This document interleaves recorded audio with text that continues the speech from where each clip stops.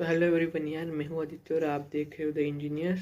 जैसे कि हमारी series of most important MCQ चलती आ रही है, तो आज के इस वीडियो में हम बात करने वाले बेसिक इलेक्ट्रिकल एंड इलेक्ट्रॉनिक्स के लिए most important MCQ basically. Okay, thermal engineering, SOM, metrology, इस सब्जेक्ट के बेसिकली पहले ही अपलोडेड है। डिस्क्रिप्शन में आपको उसके लिंक्स भी मिल जाएंगे और इस वीडियो के जो पीडीएफ होने वाले, आंसर के होने वाले, दोनों के लिंक्स भी आपको इस डिस्क्रिप्शन बॉक्स में मिल जाएंगी। ठीक है, जाके चेक कर लेना, बाकी के सब्जेक्ट्स भी चेक कर लेना। ठीक है, तो आज हम बात करने जा रहे हैं बेसिक इलेक्ट्रिकल एंड इलेक्ट्रॉनिक्स में। सबसे पहले यार एक चीज़ हम इधर समझ लेते हैं कि यार बेसिक इलेक्ट्रिकल एंड इलेक्ट्रॉनिक्स पे तुम्हारे भर भर के ढेर सारे basic concept and basic definition है यार। ठीक है, इतने सारे भर भर के बेसिक कंसेप्ट डेफिनेशन है कि यार उस पर ही बहुत ज़्यादा एमसीक्यूज बन सकते हैं। ठीक है, इसलिए क्लियर कर लेना यार सब कंसेप्ट, सब डेफिनेशन यार ठीक से पढ़ लेना बेसिकली, क्योंकि उस पर ही यार ढेरों एमसीक्यूज बन सकते हैं यार उस पर। ठीक है, उस पर इस वीडियो में हम बात करेंगे कि यार अलग अलग पैटर्न में, अलग अलग फॉर्मेट्स में कौन कौन से एमसीक्यूज बन सकते हैं। ठीक है, इमेज बेस्ड एमसीक्यूज या फिर तुम्हारा फॉर्मूला बेस्ड एमसीक्यूज कौन कौन से बन सकते हैं यार, वो सारा बात करेंगे। ओके, सबसे पहले एमसीक्यूज जैसे कि तुम देख ही सकते हो यार। ठीक है, यूनिट बेस्ड एमसीक्यूज है। ठीक है, यूनिट पूछ लिया। ठीक है, unit of permeability is what पूछ लिया क्वेश्चन। तो इधर मैंने परमेबिलिटी का पूछा है, हो सकता है किसी और का पूछा जाए कि फ्लक्स का क्या होता है, फ्लक्स डेंसिटी का क्या होता है, बेसिकली फील्ड स्ट्रेंथ का क्या होता है। तो सारे आपको जो पैरामीटर्स होते हैं बेसिकली उनका यूनिट पता होना चाहिए। ठीक है, तो उधर तुम्हारा परमेबिलिटी पूछा गया है। परमेबिलिटी का क्या होता है? हेनरी पर मीटर होता है। ठीक है, परमेबिलिटी की यूनिट होता है हेनरी पर मीटर। अगला क्वेश्चन बहुत इंपॉर्टेंट है, बहुत ज़्यादा इमेज बेस्ड बनता है। ठीक है, तो फॉलोइंग फिगर शोज, क्या बोला है? Following figure shows magnetic hysteresis loop. ये तुम्हारे पास चार मटेरियल्स के, चार अलग अलग मटेरियल्स के चार अलग अलग मैग्नेटिक हाइस्टेसिस लूप्स है। ठीक है, ये मटेरियल ए का है, ये मटेरियल बी का है, ये मटेरियल सी का है और ये मटेरियल डी का। ठीक है, अब उन्होंने बोला है कि भाई साहब आप लोग इस हाइस्टेसिस लूप्स को देखो और ये बताओ कि यार परमानेंट मैग्नेट बनाने के लिए कौन सा सबसे मटेरियल सूटेबल बनता है। ठीक है, अगर मुझे परमानेंट मैग्नेट बनाना है तो इसमें से कौन सा मटेरियल ज़्यादा सूटेबल बनेगा। ठीक है, और वो हमें कैसे बताना है? Looking at this hysteresis loops. Okay, तो कैसे बताए यार? ठीक है, तो एक चीज़ समझो यार। ठीक है, ये क्वेश्चन मैंने एक बुक में से उठाया है ऑफकोर्स। ठीक है, अच्छा लगा मेरे को इसलिए मैंने उठा लिया, इसको डाल दिया इधर। ठीक है, लॉजिक बेस्ड बनता है यार। ठीक है, तो एक चीज़ होती है कि तुम्हारा एरिया अंडर हाइस्टेसिस लूप, ये जो एरिया दिखता है तुम्हें अंडर दिस हाइस्टेसिस लूप। ठीक है, ये जो सारा एरिया है अंडर दिस हाइस्टेसिस लूप।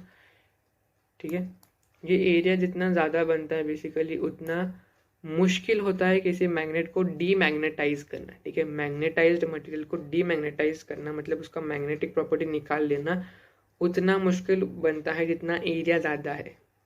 ठीक है, इसका मतलब क्या बनता है कि जितना ज़्यादा एरिया है उतना तुम्हारे लिए अच्छा है, क्योंकि उसका उतना ज़्यादा एनर्जी, मतलब वो डीमैग्नेटाइजेशन को उतना ज़्यादा रजिस्ट करेगा। इसका मतलब वो एक अच्छा परमानेंट मैग्नेट बन सकता है। ठीक है, जितना एरिया ज़्यादा है उतना उसका डीमैग्नेटाइजेशन मुश्किल है और उतना ज़्यादा अच्छा वो एक परमानेंट मैग्नेट बन सकता है। तो इन चारों में सबसे ज़्यादा एरिया अंडर द लूप कौन से में यार? ए में ज़्यादा दिख रहा है। ठीक है, इसलिए ऑप्शन ए करेक्ट आता है। सबसे कम किस में? ये चीज़ डी में, एरिया है ही नहीं। इसका मतलब इससे तो बात ही छोड़ो यार, मैग्नेट ही नहीं बन सकता इससे।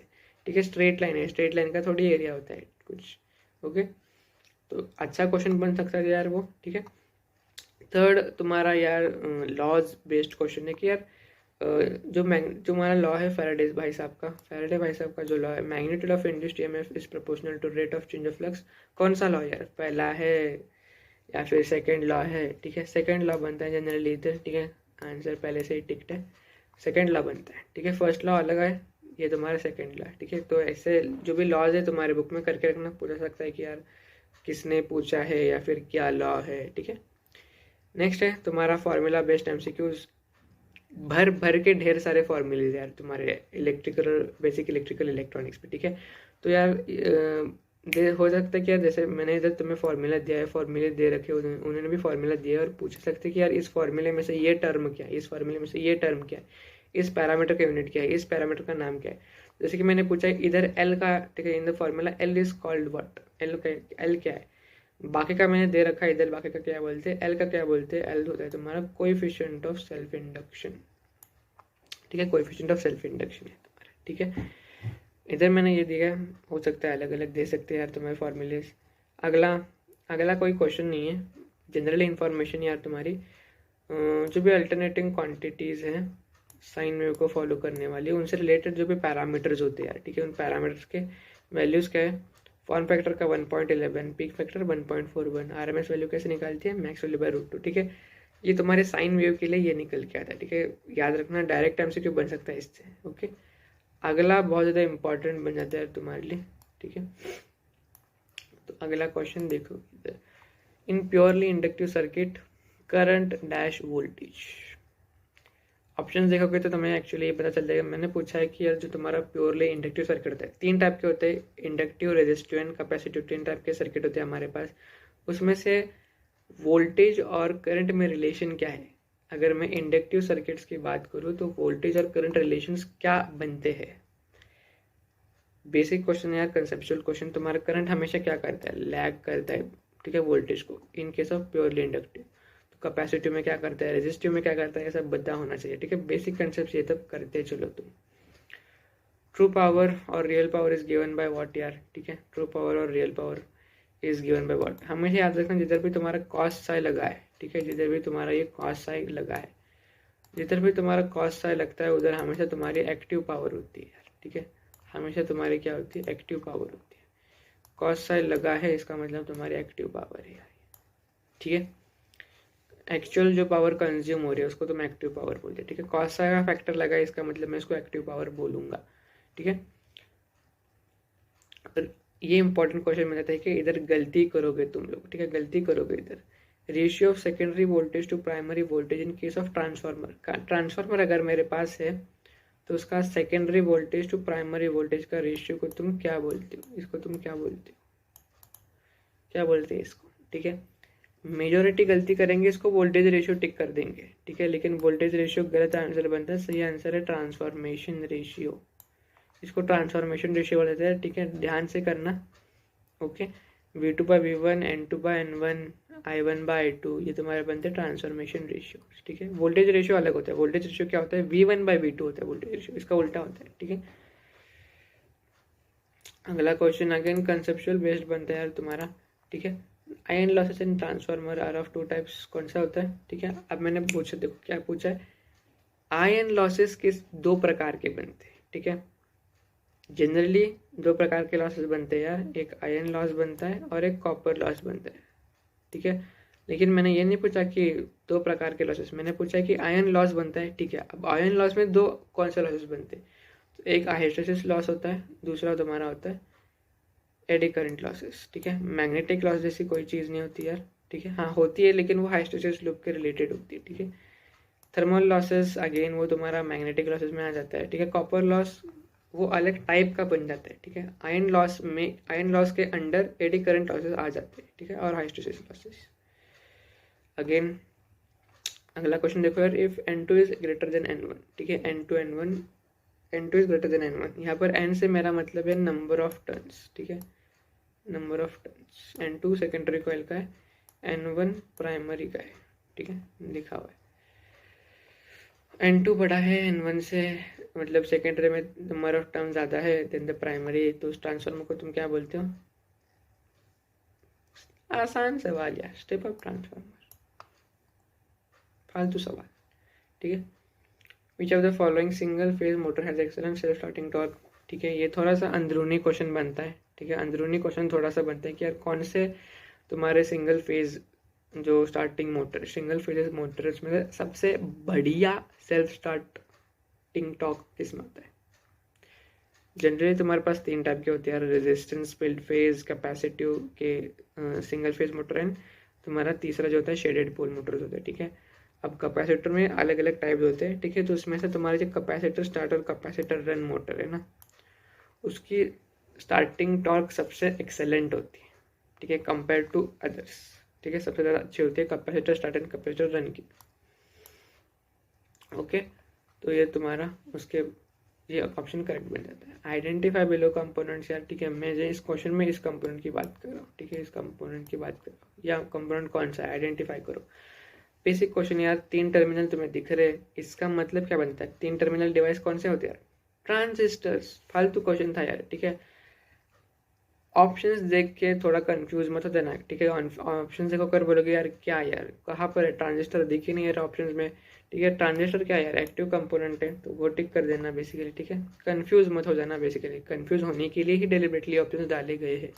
अब हो सकता है तो मैंने इधर डाला है ट्रांजिस्टर, हो सकता है एग्जाम में कोई और तुम्हें पूछ लिया जाए, ठीक है। 2 types of reverse bias breakdown कौन कौन से होते हैं पीएन जंक्शन में?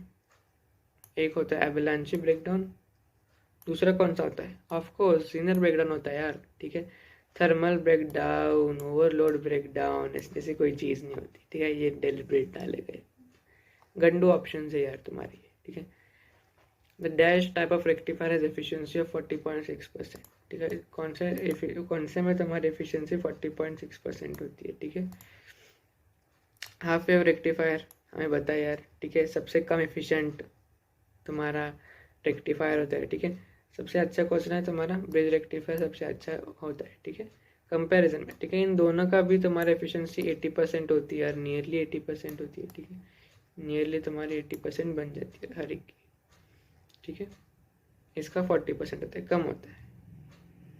Okay, the dash type of filter is connected in parallel with rectifier output. Rectifier output filters बताया, फिल्टर के यूज होते हैं तुम्हारा अच्छा सा एक डीसी वेव बनाने के लिए फिल्टर यूज होता है, ठीक है। तो कौन सा टाइप का फिल्टर है यार जो तुम्हारा रेक्टिफायर आउटपुट के साथ पैरेलल कनेक्शंस में कनेक्टेड है? इंपॉर्टेंट क्वेश्चन, ठीक है। कंफ्यूज करने वाला क्वेश्चन है, ठीक है। कंफ्यूज आ गए तुम लोग, हमेशा याद रखना यार, इंडक्टर फिल्टर्स जो होते हैं वो सीरीज में लगते हैं, ठीक है। इंडक्टर फिल्टर सीरीज में लगता है। कैपेसिटर फिल्टर तुम्हारा पैरेलल में लगता है हमेशा, ठीक है। इसको तुम शंट कैपेसिटर, शंट फिल्टर ऐसा बोलते हो, ठीक है। वो पैरेलल में लगता है। बाकियों का ऐसा कुछ नहीं कि सीरीज में लगता है, पैरेलल में नहीं, उनके कुछ तो एक अपना अपना कॉन्फ़िगरेशन होता है, ठीक है। अपना कुछ तो अरेंजमेंट होता है, ठीक है, एलसीएन पाई फिल्टर, ठीक है। तो याद रखना यार, इंपॉर्टेंट बन जाता है ये दोनों चीज़ें कि इंडक्टर सीरीज में लगता है, कैपेसिटर पैरेलल में लगता है इन case of filters. State true और फॉल्स, ठीक है। अब देखो कौन से भी तुम्हारे एक इंपॉर्टेंट डेफिनेशन उठा ली, कौन से भी एक इंपॉर्टेंट स्टेटमेंट उठा लिया और उसको उसमें थोड़े चेंजेस कर दिया और पूछ लिया जाता है ट्रू और फॉल्स है कि बताओ, ठीक है। तो वैसे ही मैंने इधर एक उठाया यार, transistor is called as bipolar because current in it flows because of minority as well as majority charge carriers. Transistor को हम बोलते हैं कि यार बीजेटी, बाइपोलर जंक्शन ट्रांजिस्टर, ठीक है। बाइपोलर क्यों बोलते हैं? इधर ऐसा बोला गया कि उसको बाइपोलर इसलिए बोला जाता है क्योंकि उसमें जो करंट फ्लो होता है ना वो दोनों के जैसा होता है, मेजॉरिटी एंड माइनॉरिटी। तो क्या ये करेक्ट स्टेटमेंट है? 100%, 100% करेक्ट स्टेटमेंट है, ठीक है। तो ऐसा कोई डेफिनेशन उठा ले, स्टेटमेंट उठा ले, उसमें थोड़े चेंजेस करके डाल जा सकते हैं, ठीक है। अब ये जो क्वेश्चन है, इधर मेरा मकसद क्या है इस क्वेश्चन को डालने का, 17 का, ठीक है। कुछ स्टेटमेंट वेटमेंट डाला नहीं है मैंने इसमें, ठीक है। ठीक है, थोड़ा सा 1 मिनट हम इसको थोड़ा सा एडिट कर देते हैं, ठीक है। अब हो सकता है कि समझो आपको सिर्फ ये इतना ही दे दे, इतनी डायग्राम आपको बताए और पूछा कि यार बताओ यार ये कौन सा है, पीएनपी है कि एनपीएन है, कैसे पता करोगे?